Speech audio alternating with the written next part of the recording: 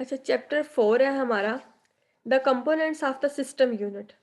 अब हमने जो हमारा कोर हार्डवेयर यूज़ होता है ना, हमारा जो सिस्टम यूनिट है, जो एक्चुअल में हमारे कंप्यूटर की प्रोसेसिंग परफॉर्म करता है, हमने उसके कंपोनेंट्स को रीड आउट करना है, ठीक है? कि उस प्रोसेसर के अंदर, उस सिस्टम यूनिट के अंदर कौन-कौन से कंपोनेंट्स होते हैं, किस तरह से वो लोग एक दूसरे के साथ लिंक करते हैं, कंबाइन होते हैं, इंफॉर्मेशन को फ्लो करते हैं, हमारी इनपुट लेते हैं, उसको प्रोसेस करते हैं, उसके अकॉर्डिंग हमें जो है रिस्पॉन्स प्रोवाइड करते हैं, ठीक है? तो ये सारे कंपोनेंट्स हमने देखने हैं इसमें। द सिस्टम यूनिट, सबसे पहले देख लेते हैं सिस्टम यूनिट होता क्या है।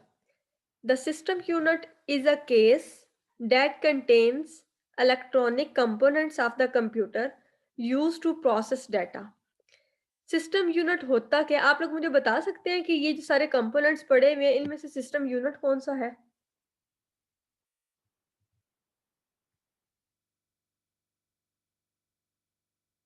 बता सकते हैं कौन सा सिस्टम यूनिट है इसमें से?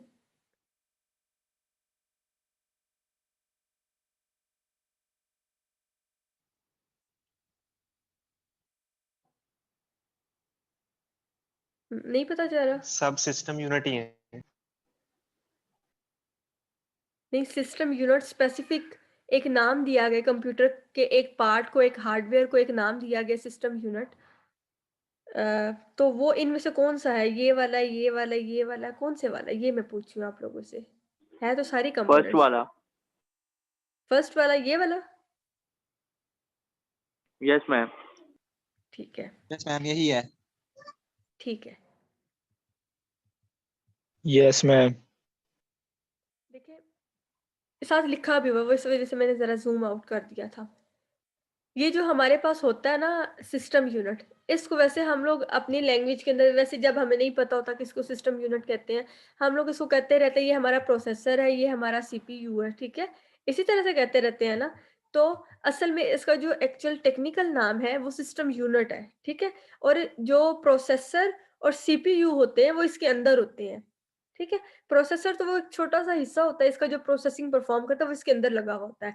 लेकिन इस पूरे का नाम जो है, इस पूरे बॉक्स को, इस पूरे केस को हम लोग सिस्टम यूनिट कहते हैं, ठीक है? केस कहते हैं बॉक्स को। तो system unit is a case, ये एक केस है, एक बॉक्स है दैट कंटेन्स, जिसके अंदर क्या-क्या होते हैं? सारे इलेक्ट्रॉनिकल कंपोनेंट्स होते हैं जो कंप्यूटर की प्रोसेसिंग परफॉर्म करते हैं, ठीक है? कंप्यूटर की हमसे इनपुट लेना, उसको प्रोसेस करना, उसको रिजल्ट उसका कंपाइल करके हमें डिस्प्ले करवाना, उसको स्टोर करना, ठीक है? वो सारे काम जो है, जितने भी कंपोनेंट्स यूज़ होते हैं, वो सारे मेन इसी के अंदर होते हैं, ठीक है? तो ये हमारे पास क्या है? System unit. अब इसको हमने प्रोसेसर नहीं कहना, सीपीयू नहीं कहना, इसको सिस्टम यूनिट कहना, ठीक है? इसका नाम सिस्टम यूनिट है। Clear?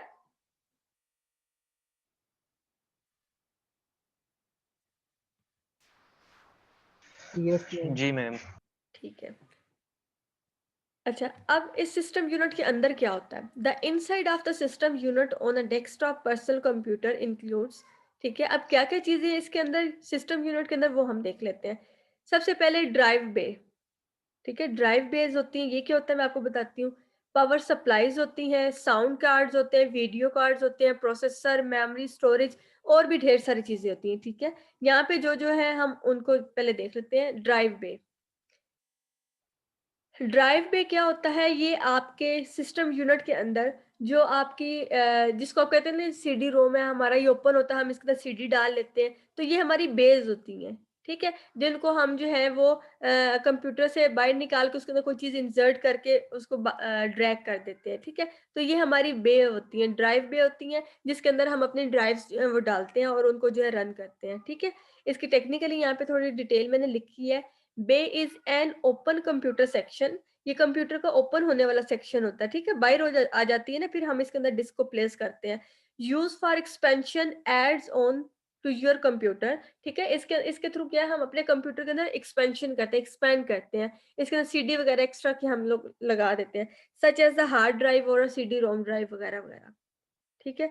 Drive bay is a standard size area for adding hardware to the computer, ठीक है? ये एक स्टैंडर्डाइज साइज डिफाइन कर दिया जाता है सीडी के लिए, और इसके अंदर फिर हम इसको खोल के बे को ओपन करके इसके अंदर सीडी लगा लेते हैं, ठीक है? तो ये हमारी ड्राइव बेस होती है।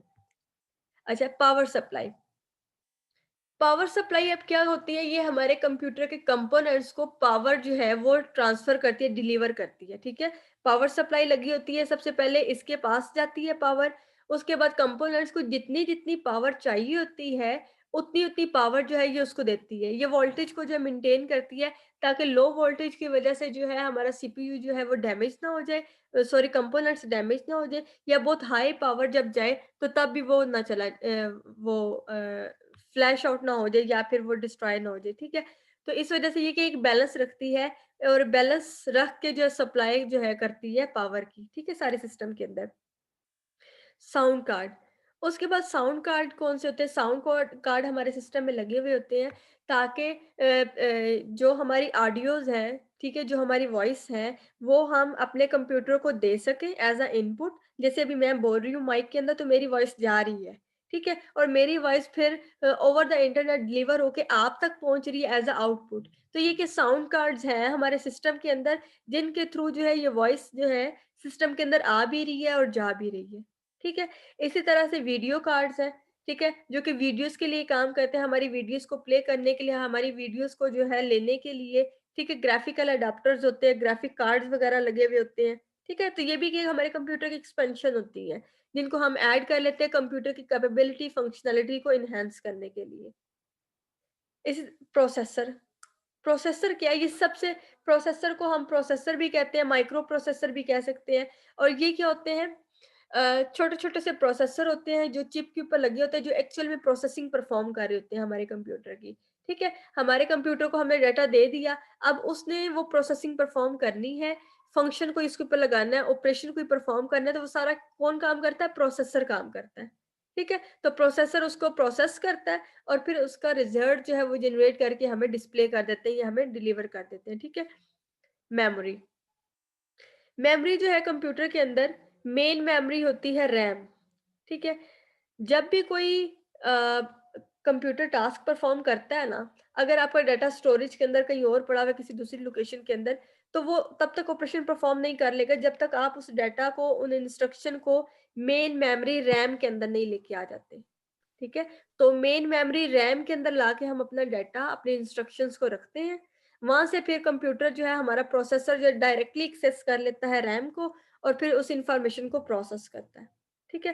कंप्यूटर के अंदर डिफरेंट टाइप की मेमोरीज है, मेमोरीज का एक पूरा चैप्टर हम लोगों ने पढ़ना है इन डिटेल, वहीं पे हम लोग इसको देखेंगे, ठीक है। लेकिन मेमोरी जो है वो यहाँ पे मेन मेमोरी आप समझ ले रैम, जहाँ पे प्रोसेसर ने जिसको एक्सेस करना होता है वहां से इंफॉर्मेशन उठाता है प्रोसेसर और फिर उसके बाद प्रोसेसिंग परफॉर्म कर देता है, ठीक है। इसके अलावा और भी डिफरेंट तरह की मेमोरीज हम लोग एक्स्ट्रा में भी इम्बेड करवा सकते हैं। मदरबोर्ड क्या होता है,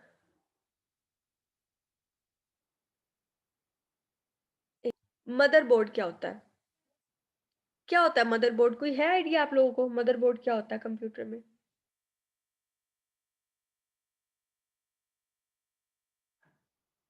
क्या होता है मदरबोर्ड?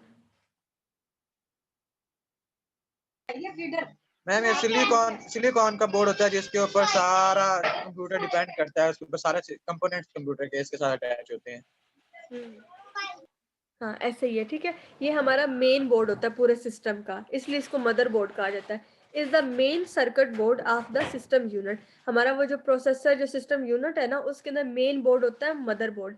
अब हमारे कंप्यूटर के जितने भी एक्सटर्नल डिवाइसेस, एक्सटर्नल हार्डवेयर जो है उन्होंने कनेक्ट होना है हमारे कंप्यूटर के साथ, तो वो कहाँ पे कनेक्ट होते हैं, उनकी पोर्ट्स जो लगी होती है मदर बोर्ड पे, ठीक है। तो वो जो है मदर बोर्ड के ऊपर ही जो है वो कनेक्ट हो रहे होते हैं, ठीक है। वहीं पे सबने कनेक्ट होना होता है और फिर मदरबोर्ड जो है इनके दरमियान ट्रांसफर करती है डाटा को कि किसका डाटा जो कहाँ पे फ्लो करके जाना है, कहाँ पे फ्लो करना है, फिर इसको कहाँ पे प्रोसेसिंग करवानी है, तो सारा ये सर्किट होता है, ठीक है। इसी के ऊपर सारी चीजें अटैच होती है और यहीं पे मेन जो है आपकी सारे टास्क प्रोसेसिंग परफॉर्म होती है। आपका प्रोसेसर भी इसी पे लगा होता है, सारी चीजें इसी पे होती है, ठीक है। A computer chip contain integrated circuit, अब कंप्यूटर की क्या होती है, चिप होती है, ठीक है, एक पीस होता है, चिप होती है, उसके ऊपर क्या है, सारे आईसीज लगे होते हैं। आईसीज क्या होते हैं, इंटीग्रेटेड सर्किट्स होते हैं, ठीक है। कंप्यूटर जनरेशन अगर आप खोल के देखें तो अभी कंप्यूटर की 5th जनरेशन चल रही है। तो जो पहली जनरेशन थी, सेकंड, थर्ड, वो सारी क्या थी, वैक्यूम ट्यूब और इस तरह से ट्रांजिस्टर वगैरह यूज करती थी। थर्ड जनरेशन के अंदर आईसी इंटीग्रेटेड सर्किट्स यूज हो गए, फोर्थ के अंदर प्रोसेसर यूज हो गए, ठीक है। तो ये सारी जो है वो हिस्ट्री चलती आ रही है, कंप्यूटर के सारे कंपोनेंट्स किस किस तरह से रिप्लेस होते जा रहे हैं और किस किस तरह से जो है ज्यादा पावरफुल जो अब मॉड्यूल्स आते जा रहे हैं, ठीक है। अब है प्रोसेसर। प्रोसेसर क्या है? Processor also called the CPU, central processing unit, ठीक है। मेन हमारा होता है सिस्टम यूनिट, वो बॉक्स होता है, उसके अंदर होता है हमारा प्रोसेसर जिसको हम सीपीयू भी कहते हैं, ठीक है। Interprets and carries out a basic instruction that operate a computer, ठीक है। अब ये प्रोसेसर क्या काम करता है? ये सबसे पहले आप जिसको इंस्ट्रक्शन देते हैं काम करने के लिए, उसको इंटरप्रेट करता है, उसको अंडरस्टैंड करता है, उसको समझता है कि काम करना क्या है, ठीक है। और फिर उसके अकॉर्डिंग जो भी ऑपरेशन परफॉर्म करना है वो ऑपरेशन परफॉर्म करता है और फिर उसके रिजल्ट्स जो है हमें डिस्प्ले कर देता है। तो प्रोसेसिंग का सारा मेन काम किधर हो रहा है? हमारे सीपीयू में, हमारे प्रोसेसर में, ठीक है। अब प्रोसेसर के दो पार्ट्स होते हैं, ठीक है, दो यूनिट्स होते हैं। एक होता है सीयू, कंट्रोल यूनिट, और एक होता है एएलयू, अरिथमेटिक लॉजिक यूनिट, ठीक है। हायरार्की एक दफा दोबारा सुन लें। हमारा सिस्टम यूनिट होता है, बॉक्स होता है, उसके अंदर सारे कंपोनेंट्स होते हैं प्रोसेसिंग के लिए। उसी के अंदर हमारा प्रोसेसर होता है, उस प्रोसेसर को हम सीपीयू भी कहते हैं, ठीक है। सीपीयू या प्रोसेसर एक ही चीज है। अब इस प्रोसेसर के अंदर जो है दो यूनिट होते हैं, ठीक है। एक होता है सीयू जिसको हम कहते हैं कंट्रोल यूनिट, और दूसरा होता है एएलयू, अरिथमेटिक लॉजिक यूनिट, ठीक है। अब क्योंकि प्रोसेसर का में प्रोसेसिंग करना, तो इसके अंदर ये जो दो मॉड्यूल है ना, सीयू और एएलयू, इनका काम भी प्रोसेसिंग का है, ठीक है। बाकी सारी प्रोसेसिंग यहाँ पे हो जाती है सीयू के अंदर, और जो मैथमेटिकल होती है ना, कैलकुलेशंस वगैरह वाली, वो यहाँ पे हो जाती है एएलयू के अंदर, अरिथमेटिक लॉजिक यूनिट के अंदर, ठीक है। अब प्रोसेसर होते कितनी किस्म के हैं? मल्टी कोर प्रोसेसर हो सकता है, ड्यूल कोर हो सकता है, या क्वाड कोर हो सकता है, ठीक है। ड्यूल कोर कौन से प्रोसेसर होते हैं? वो प्रोसेसर होते हैं जो एक चिप के ऊपर दो प्रोसेसर लगे होते हैं, ठीक है। एक चिप होती है ना जिसके ऊपर आपके प्रोसेसर प्लेस होते हैं, तो हम कहते हैं आपका कंप्यूटर जो सिंगल प्रोसेसर है या ड्यूल है। तो अगर ड्यूल है तो उसका मतलब है आपके सिस्टम के अंदर दो प्रोसेसर काम कर रहे हैं, ठीक है। एट अ टाइम दो डिफरेंट टास्क जो है वो परफॉर्म कर सकेंगे। और क्वाड कोर है तो इसका मतलब है कि हमारा सिस्टम एट अ टाइम जो है 4 प्रोसेसर कंटेन कर रहा है, ठीक है, 4 प्रोसेसर इसके अंदर लगे हुए हैं। और अगर मल्टी कोर कह दें तो मल्टी कोर का मतलब है कि मोर देन 2 प्रोसेसर एग्जिस्ट करते हैं। वो फिर दो से ज्यादा जितने मर्जी हो सकते हैं, 3 4 5, ठीक है, मल्टीपल के अंदर आ जाता है, ठीक है। तो ये इस तरह से कैटेगराइज किए गए कि ड्यूल कोर, क्वाड कोर और मल्टी कोर, ठीक है, ये प्रोसेसर होते हैं। अब यहाँ पे एक प्रोसेसिंग का साइकिल सा दिखाया गया कि हमारा कंप्यूटर किस तरह से टास्क जो है वो परफॉर्म करता है। यहाँ पे हमारे सिस्टम के पास कोई इनपुट आई, ठीक है, इनपुट डाटा आया, यहाँ पे हमारी मेन मेमोरी रैम के अंदर उसको ले आए, ठीक है, जहाँ पे वो डायरेक्टली एक्सेसिबल होता है प्रोसेसर से। अब इस मेमोरी से ये ऊपर है प्रोसेसर, प्रोसेसर के दो पार्ट्स है, कंट्रोल यूनिट और ALU, arithmetic logic unit. Memory से डाटा आपका जो है वो गया यहाँ पे, ठीक है, प्रोसेसर ने उसके ऊपर अपनी प्रोसेसिंग परफॉर्म की और फिर यहाँ पे रिजल्ट भेज दिया, ठीक है। अब रिजल्ट को आपकी मर्जी है कि आपने उसको स्क्रीन के ऊपर डिस्प्ले करना है एज आउटपुट, या फिर उसको क्या करना है, स्टोरेज डिवाइसेस के अंदर स्टोर करना है फॉर फ्यूचर यूज, ठीक है। आप कहते हैं ठीक है, जो रिजल्ट मेरे कंपाइल होते जा रहे हैं उनको मैं रखता जा रहा हूँ, जब मुझे जरूरत होगी फिर मैं उनको ले लूंगा, ठीक है। तो अगर ऐसा फ्यूचर यूज के लिए लेना तो स्टोरेज के अंदर उनको सेव कर दे, अगर जो सिर्फ उसी टाइम दिखाने हैं तो डिस्प्ले कर दे, ठीक है। और डिस्प्ले करके भी स्टोरेज हो सकता है, ठीक है, आप स्टोर भी कर दें और उस टाइम पे दिखा भी दें, आपकी अपनी मर्जी है। तो ये एक साइकिल सा दिखाया हुआ है प्रोसेसिंग का। अच्छा, अब कंट्रोल यूनिट और अरिथमेटिक लॉजिक यूनिट, इनकी जरा डेफिनेशन देख लेते हैं थोड़ा सा। The control unit is the component of a processor that direct and coordinate most of the operation in the computer, ठीक है। कंप्यूटर के अंदर जो ऑपरेशन परफॉर्म होने हैं उनको डायरेक्ट करना, ठीक है, कि कहाँ से कहाँ जाना है उनको डायरेक्शन बताना, एंड कोऑर्डिनेट, और उन एक्टिविटीज के दरमियान कोऑर्डिनेशन करवाना, ठीक है। तो वो सारा काम क्या है, कंट्रोल यूनिट का है। और ALU अरिथमेटिक लॉजिक यूनिट का क्या काम है? Perform arithmetic comparison and other operation, ठीक है। जितने भी मैथमेटिकल ऑपरेशन होंगे अरिथमेटिकल और उसके अलावा कंपैरिजन के, ठीक है, ग्रेटर देन है या फिर कोई स्मॉलर देन है, कोई फॉर्मूला लगाना, कुछ भी है, तो वो सारे क्या होंगे? अरिथमेटिक लॉजिक यूनिट के, ठीक है।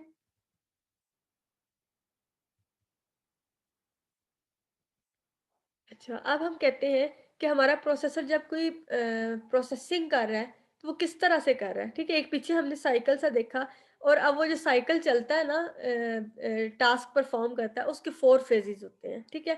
For every instruction a processor repeat a set of 4 basic operation which comprises a machine cycle. अगर आपको ये आ जाए क्वेश्चन पेपर के अंदर कि आपके प्रोसेसर का मशीन साइकिल क्या है, या फिर प्रोसेसिंग का मशीन साइकिल क्या है, या फिर उसके 4 बेसिक ऑपरेशन कौन से हैं, तो आपने ये वाला वहां पे बताना है, ठीक है।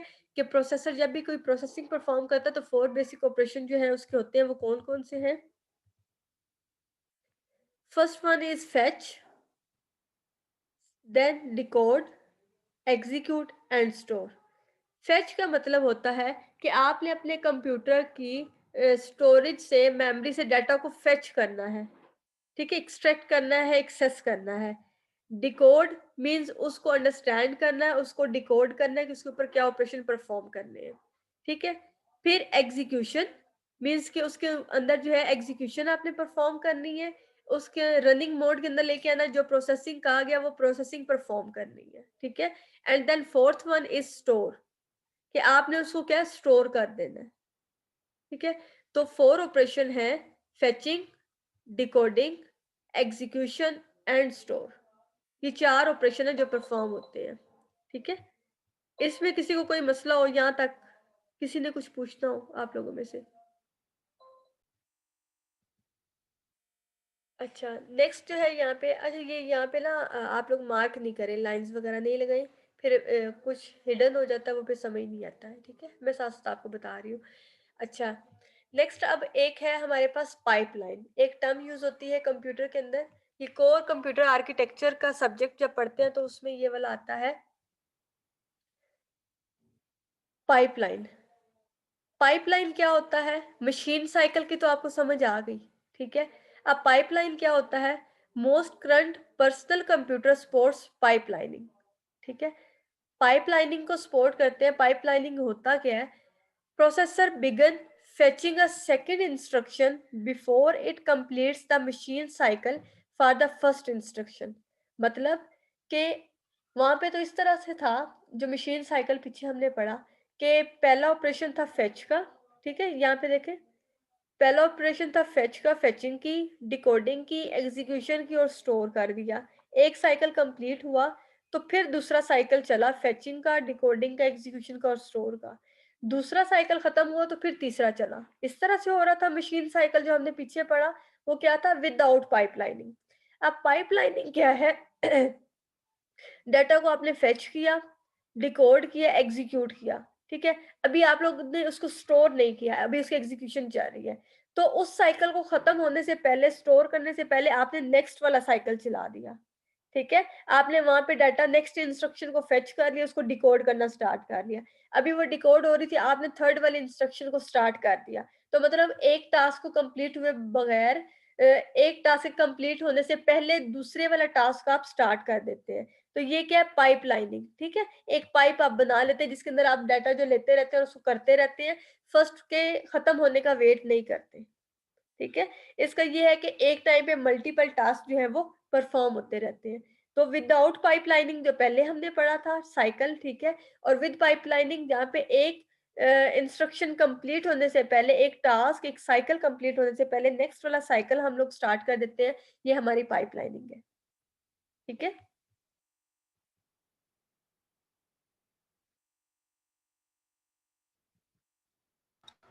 Yes, ma'am. अच्छा, अभी ये हम प्रोसेसर को कंटिन्यू कर रहे हैं। The processor contains registers that temporarily hold data and instruction. अब रजिस्टर क्या है? प्रोसेसर के अंदर होते हैं हमारे रजिस्टर्स। रजिस्टर्स क्या होते हैं? ये भी हमारी एक टेम्परेरली मेमोरी होती है। बड़ा फास्ट इसका जो एक्सेस टाइम होता है, ठीक है। मेमोरी जो है ये छोटी सी होती है, ज्यादा बड़ी नहीं होती इसकी कैपेसिटी। थोड़ा सा डाटा रख सकते हैं और शॉर्ट टाइम के लिए रख सकते हैं, परमानेंट नहीं रख सकते, ठीक है। और ये बड़े फास्ट होते हैं रजिस्टर, कंप्यूटर जो है प्रोसेसर इनको फास्टली एक्सेस कर लेता है, ठीक है। सिस्टम क्लॉक क्या होता है? System clock controls the timing of all the computer operation. तो कंप्यूटर के अंदर जितने भी ऑपरेशन परफॉर्म हो रहे हैं उनका साथ टाइम जो है वो लाजमी मेंटेन किया जाता है, ठीक है, कि कौन सा साइकिल किस टाइम पे एग्जीक्यूट हुआ है, कौन सा ऑपरेशन किस टाइम पे एग्जीक्यूट हुआ है, मेमोरी से किस टाइम पे डाटा उठाया गया है, किस टाइम पे रखा गया। तो हर एक ऑपरेशन का साथ टाइम जो है वो मैनेज हो रहा होता है, और वो कौन मैनेज करता है? सिस्टम क्लॉक करता है, ठीक। The pace of the system clock is called the clock speed and is measured in gigahertz, ठीक है। अब जो कंप्यूटर की क्लॉक है उसकी जो क्लॉक स्पीड है कि वो कितनी स्पीड से क्लॉक चल रही है, उसको हम मेजर करते हैं गीगाहर्ट्ज के अंदर, ठीक है, कि ये इतने गीगाहर्ट्ज है, ये इतने गीगाहर्ट्ज है, हर एक का एक यूनिट होता है मेजर का, तो इसका जो है गीगाहर्ट्ज में हम लोग करते हैं। The leading manufacturer of personal computer processor chips are Intel and AMD, ठीक है। ये आप लोगों ने नाम सुने ही होंगे कि हम पूछते हैं कि आपके प्रोसेसर जो है कंप्यूटर के अंदर वो किस कंपनी का लगा हुआ है, इंटेल का लगा हुआ है या एएमडी का लगा हुआ है, ठीक है। तो इस तरह से हम पूछते हैं ना, तो ये दो मैन्युफैक्चरर हैं हमारे पास जो लीडिंग है, इस टाइम पे टॉप पे जा रहे हैं, एक इंटेल है और एक एएमडी है। एएमडी हमारा जो है, ये मैंने नीचे लिख दिया, AMD is an American multinational semiconductor company, ठीक है। ये अमेरिका की कंपनी है एएमडी, जो कि प्रोसेसर बनाती है, और दूसरी है इंटेल, ये इस टाइम सबसे हाई टॉप पे जा रही है प्रोसेसर मैन्युफैक्चरिंग के लिए।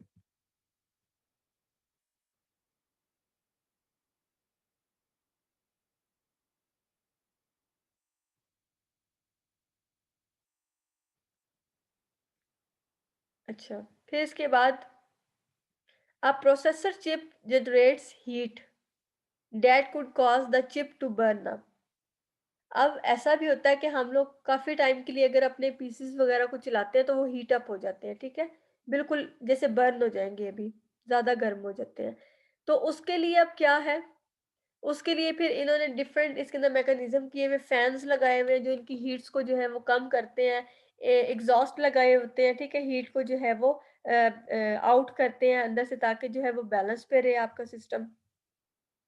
रिक्वायर एडिशनल कूलिंग, अब वो कौन कौन से कूलिंग मैकेनिज्म है वो डिफरेंट हो सकते हैं, हीट सिंक हो सकता है, ठीक है, लिक्विड कूलिंग टेक्नोलॉजी हो सकता है। हीट सिंक के अंदर भी क्या है, हीट को आउट किया जाता है, हीट को जो है वो निकाला जाता है। उसके अलावा डिफरेंट लिक्विड टेक्नोलॉजीज हैं, ठीक है, सिस्टम के अंदर ही आपके लिक्विड जो है वो रखे गए होते हैं जो आपके सिस्टम को कूल कर रहे होते हैं।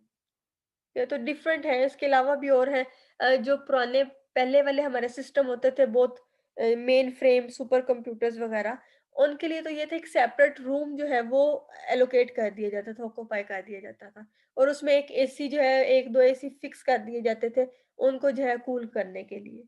तो सिस्टम जिस लिहाज का होगा उस लिहाज से उसके अंदर मैकेनिज्म रख दिए जाएंगे कूलिंग के लिए।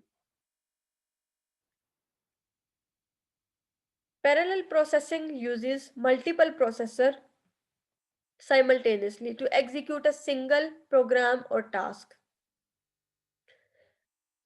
Massively parallel processing involves hundred or thousands of processors. अच्छा, अब पैरेलल का क्या मतलब है?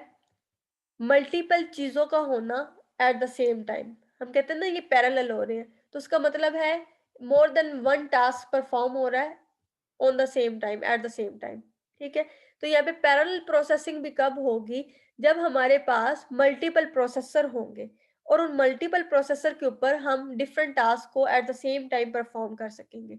अगर जो हमारे सिस्टम के अंदर एक ही प्रोसेसर है तो एक टाइम पे वो एक ही टास्क परफॉर्म कर सकेगा, ठीक है। और अगर पैरेललिज्म लेके आनी है, साइमल्टेनियसली हमने टास्क परफॉर्म करने हैं एट द सेम टाइम, तो फिर क्या है, मल्टीपल प्रोसेसर होते हैं, ठीक है। तो उनकी वजह से हमारे पास मल्टीपल प्रोसेसिंग परफॉर्म हो जाती है। यहाँ पे हमारा कंट्रोल यूनिट है, कंट्रोल यूनिट है जिसके अंदर हमने प्रोसेसर लगाए हुए हैं 4। तो इसका मतलब है कि 4 डिफरेंट टास्क जो है ये परफॉर्म हो रहे हैं और एट द एंड उनको हम कंबाइन करके उनका रिजल्ट जो है डिस्प्ले करवा लेंगे, ठीक है। डाटा रिप्रेजेंटेशन, अब जो डाटा हमने रखा हुआ है जो डिस्प्ले कर रहे हैं उसकी रिप्रेजेंटेशन भी तो डिफरेंट तरह से होगी ना। तो वो देख लेते हैं, एनालॉग होती है और डिजिटल होते हैं हमारे, ठीक है। Analog signals are continuous and vary in strength and quality. Analog signals कौन से होते हैं हमारे पास, जो कि कॉन्टिन्यूस होते हैं, ठीक है, जो चलते ही रहते हैं, जिनके अंदर कोई ब्रेकअप नहीं होता, ठीक है। और ये कॉन्टिन्यूस फॉर्म भी होते हैं, जैसे हमारी वैल्यूज है ना 0.0, 0.1, 0.2, 0.3, जो चलती रहती है वैल्यूज, ठीक है, कॉन्टिन्यूस होती है, इस तरह के होते हैं। और ये इनकी स्ट्रेंथ और इनकी क्वालिटी डिफरेंट होती है। क्यों? क्योंकि स्ट्रेंथ अगर जो है ये कॉन्टिन्यूस फॉर्म में चलते रहते हैं और इनकी स्ट्रेंथ जो है वो डिफरेंट हो जाती है। जबकि जो डिजिटल सिग्नल्स होते हैं, डिजिटल सिग्नल्स जो होते हैं जो कि कॉन्टिन्यूस नहीं होते, जो डिस्क्रीट टाइप के होते हैं, जो डिजिटल होते हैं, जिनकी वैल्यू या 0 होती है या 1 होती है, ठीक है, या इनकी स्टेट ऑन होती है या ऑफ होती है, या यस होती है या नो होती है, या ट्रू होती है या फॉल्स होती है, ठीक है। तो ये कौन से होते हैं, जो कि जैसे हमारे स्विच है, बटन है, ये क्या है, या तो ऑन होता है या ऑफ होता है, डिजिटल, ठीक है, दो ही बिट है, या ऑन है या ऑफ है। जबकि हमारी क्लॉक जो एनालॉग क्लॉक्स होती है, ठीक है, वो क्या है, उनका टाइम जो है वो चलती रहती है, सेकंड्स वाली जो होती है। डिजिटल वाली के अंदर कितने नंबर डिस्प्ले हो रहे होते हैं, ठीक है, 2:03 हो गए, 4 मिनट हो गए, तो वो के नंबर एक पूरा आगे जाता है। जबकि कॉन्टिन्यूस के अंदर के कॉन्टिन्यूस वैल्यूज जो है वो चलती रहती है। मोस्ट कंप्यूटर्स आर डिजिटल, ठीक है, मोस्टली आजकल कंप्यूटर के अलावा हर चीजें डिजिटल आ रही है, स्टेट बेस आ रही है, या ऑन या ऑफ वाली। The binary system uses 2 unique digits. अब ये क्या, बाइनरी सिस्टम हमारा क्या है, दो डिजिट्स यूज करता है, ठीक है, या 0 होता है या 1 होता है, ठीक है। बाइनरी का मतलब ही यही होता है 2, ठीक है। तो 2 सिस्टम मीन्स 2 स्टेट्स होती हैं, या 0 होती है या 1 होती है उनमें से, ठीक है। तो डिजिटल के अंदर भी बाइनरी सिस्टम यूज हो रहा होता है, स्टेट आपकी या ऑन होती है या ऑफ होती है। अब बिट और बाइट क्या होता है, आप लोग बता सकते हैं बिट और बाइट क्या होता है?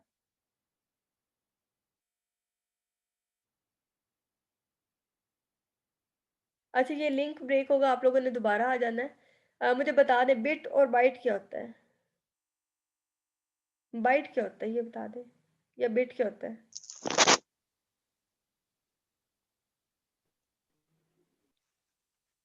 स्मॉलेस्ट मेमोरी होती है।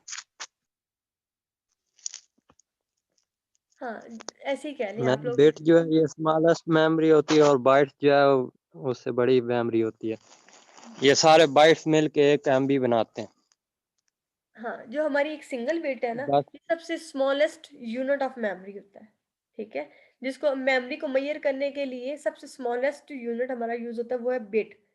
फिर 4 बिट्स मिलती हैं तो उनसे निबल बन जाता है, 8 बिट मिलती हैं तो उनसे हमारा बाइट बन जाता है, ठीक है। फिर इसी तरह से आगे जो है वो kilobytes, megabytes, gigahertz, ठीक है, गीगा बाइट्स, ये सारी जो बनती रहती है, ठीक है, इनको आगे देख लेंगे। अच्छा, अब यहाँ पे डाटा को यस रिप्रेजेंट मैम। करके दिखाया गया हमें। यहाँ पे क्या है, बाइनरी डिजिट दिखाया गया, ठीक है, जिसके अंदर ये ऑन हो रहा है या ऑफ हो रहा है, ठीक है। यहाँ पे अगर इलेक्ट्रॉनिकली चार्ज में देख लें तो लाइट्स जो है, अगर आपने रेड और ग्रीन लगाई हुई है, तो 1 पे क्या है वो रेड शो कर रहा है और 0 पे ग्रीन शो कर रहा है, ठीक है। अगर इस तरह स्टेट इसकी दिखाई जाए तो ऑन और ऑफ को दिखा रहा है। यहाँ पे क्या है, वो आपके बिट और बाइट को मेजर करके दिखा रहे हैं कि एक सिंगल बिट जो होती है वो आपका सबसे स्मॉलेस्ट